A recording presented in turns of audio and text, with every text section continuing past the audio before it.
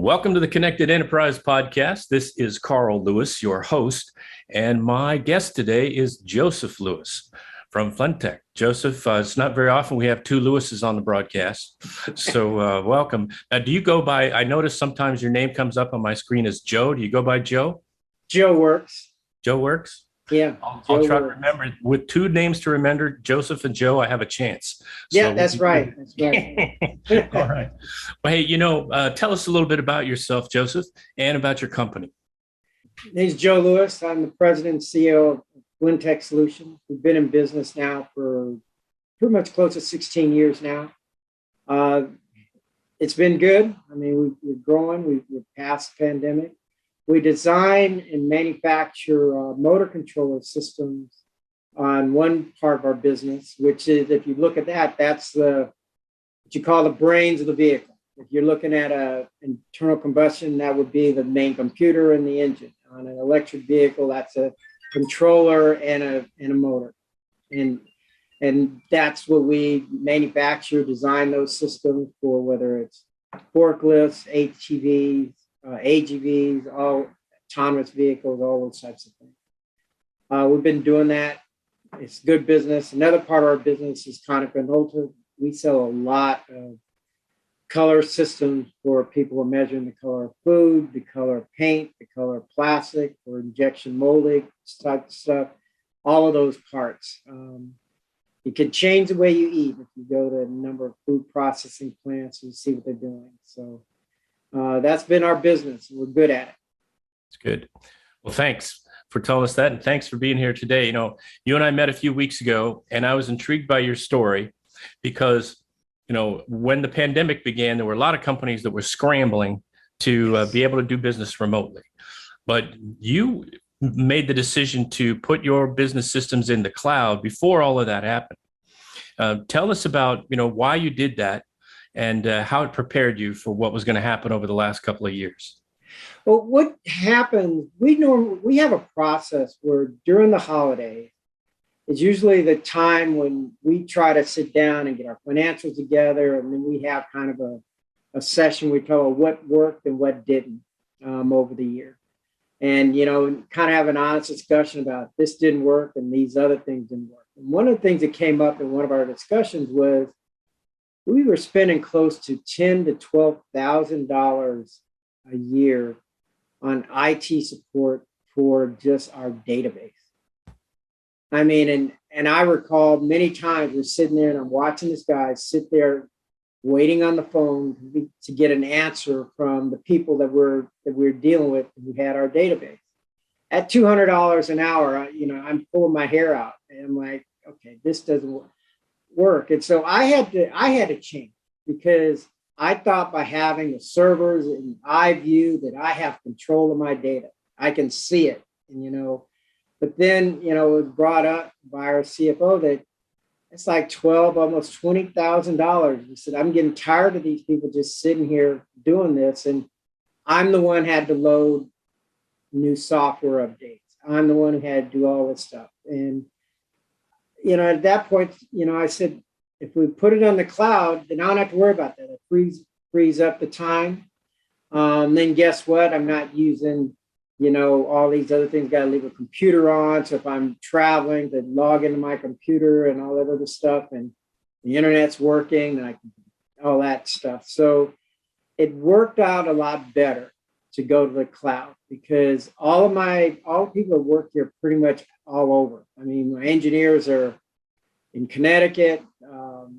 We have people here, and I've got some other people, some other places, but it allows everybody to be connected. And what's great? You can go on vacation. Not saying you should do that, but you can go on vacation and still log on and address things in case something comes up. So that's what's kind of nice. Well, for a business owner in particular, it's hard to go on vacation and not want to at least check in and see how things are going. That's what that whole dashboard's about. Yep. I can log on and see how many sales orders have come through and all those things. So at least I know we're going on track. So you made this transition. How easy was it for the organization to make the transition? Because like you said, and I've talked to a lot of business owners that have that same sort of attitude. I like to be able to reach out and touch my server. But now nobody could do that. And, you said you had sort of a service problem too, where, you felt like people you were working with weren't productive and whatnot. What things changed and how did the organization adapt? Well, one of the things that happened, and, I'm going to say that one of the things that initially happened right off the top was when we tried to go to the cloud, we found out that normal DSL service just doesn't work because, I had people sitting here watching the hourglass, the thing just moving. So what we ended up doing, I went and had AT&T dig up our parking lot, put a dedicated fiber optic high-speed line in, and things were good after that. That worked. I mean, we had speed, in the office, nobody was getting locked up because in the afternoon when people got home or whatever, because our office complex is near a housing development. So when like 2-3 o'clock in the afternoon, when people are starting getting home, all of a sudden the system's locking up because it's, getting slow. We don't have those problems anymore. The other issue we had was in regards to getting people to understand what SAP was. We had a group of people, they aren't working here anymore, that thought it was cute calling it SAP. and it kind of upset me because I said, there's certain things that may be cute and there's other things that make you kind of look dumb. And so we ended up moving past all that as far as understanding. And the nice thing about what SAP has done is from a standpoint of access and authorization to things. You can lock people out. It saves you from all of those problems of, people getting access to things they shouldn't be seeing and all those other types of things that are problems. You can set it up and it's pretty seamless. So that worked out very nice because in our past system, it had this feature that I thought was cool was anytime you sent an email, if you went to the customer records, the information was there. So you could always get a history of every transaction that happened with your customer. Well, that also meant that any email could now, as a president, I had a record in there. As my CFO, she had a record in there. Then guess what? Some people figured out that, they could look at our record and they could see all of our communication as far as our emails. So that would be, salary discussions, all those other performance review things. And, they thought that was cute to be able to see that. And so when I found out, I said, we definitely had to change it from that standpoint because there's just certain things that your employees don't need to know about. It's none of their business, and it's clearly not something that's important to them. Good gossip stuff, but, not a good thing for that. Again, SAP solved that. And like I said, going to the cloud, my IT company keeps calling now to try to get business because, that's a lot of business they lost. But I am extremely happy that I'm not paying them for that. Now, basically, if I'm sitting at home or if I'm sitting anywhere, I can log on. If I can get access to the internet, I can log on and do some work, which is good. And that's anybody, who's on our system.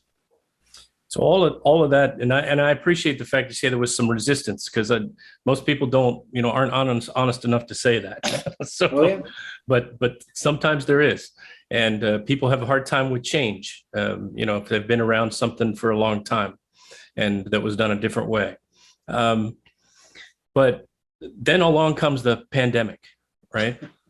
And what was it like? Now you've got this brand new system and all of a sudden people are peeling off to start working at home. You got some operational people, of course, still in your warehousing operations. But what was the pandemic like and how were you able to make the shift?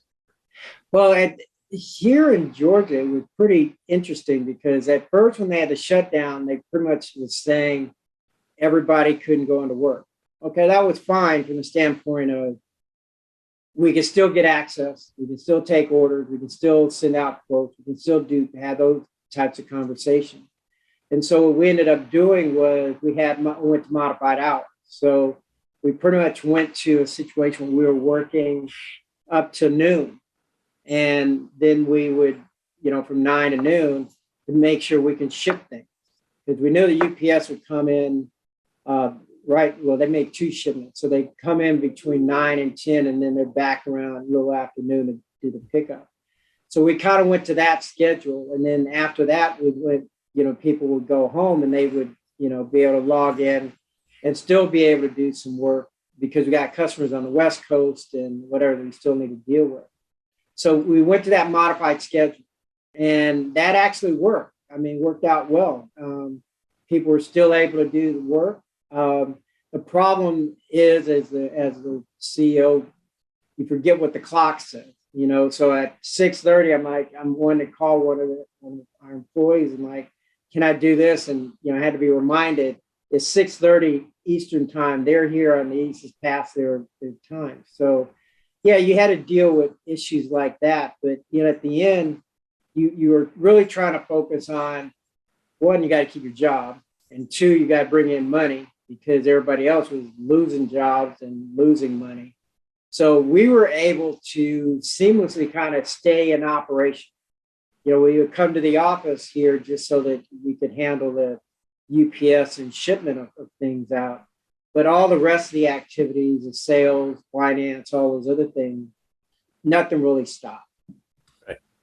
It's, small business is kind of famous for not making changes until they're forced to make changes, because it's like you said, everything costs money, and there's never a lot of it to go around.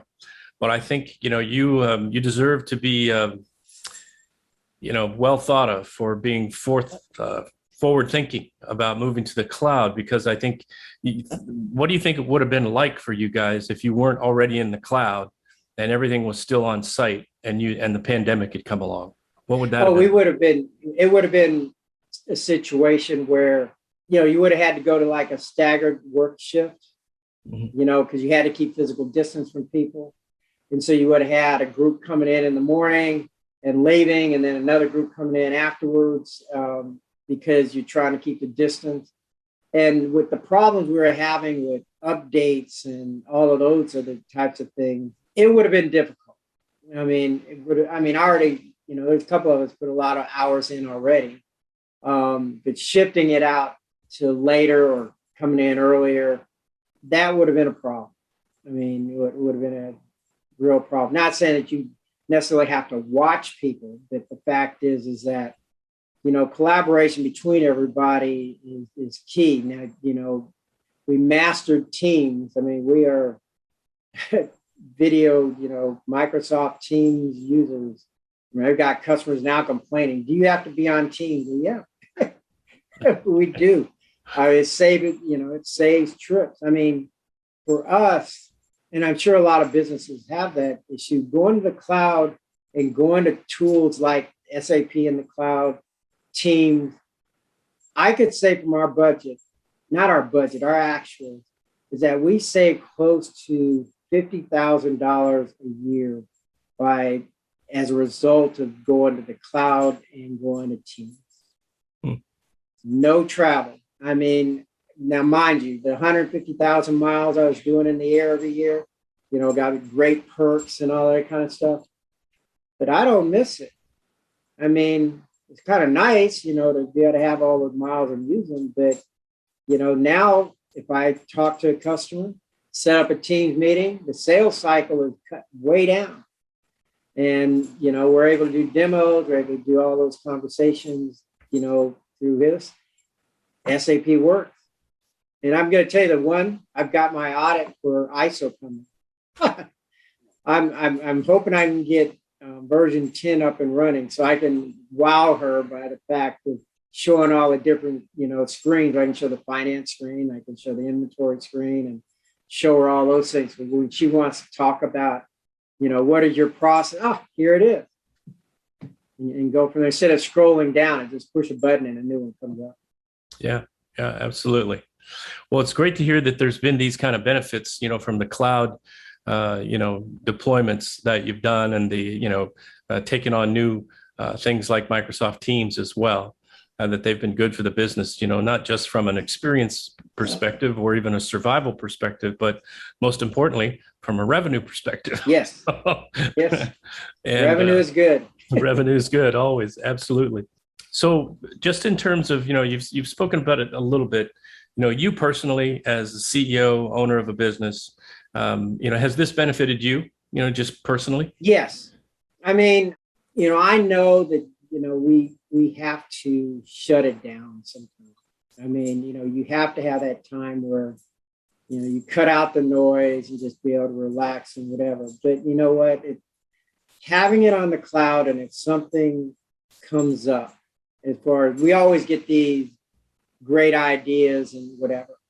And actually, one of the ideas that just came up that I saw is we've been doing the price list, not wrong, but I'm going to say we can do it better. And this weekend was an example. I saw on there that we can set up our price list, not for discounting, but actually for raising prices. So if I have a reseller, as an example, that I may put on there a 1.2 increase in the price as compared to, always been 0.8 or whatever, going a discount. Mm-hmm. That saves us time because we get a lot of what I call these resellers from all over the place that, want, a price. And we have been arbitrarily just raising the price. Now what we can do is formally put a process in place to where if you're a reseller and you call in and we code you that way, you've got a different price list and so I know across the board, everybody's doing the same thing. It's not, Sally doing one price and this other's doing another, markup. It's automatically going to come across at the same. So it sounds like you're able to make more global decisions that the system is helping you manage. Exactly. One of the other pieces just came up. You could type into this way too much, but I was just found out that globally we have 9.3. So we had outstanding quotes going all the way back to 2017. And I was like, well, it's probably time to clear out some of them quotes. And with 9.3, you have to physically go to each one and close it, or you can highlight them and do a close. Well, the highlighting gets a little dangerous because you need to make sure that you do it right. Well, the nice thing about 10.0, you can put a check mark on each one that you want to close and do it that way, which makes it a lot easier to kind of make sure you get it done right. Because, once you close something, you can't unclose it.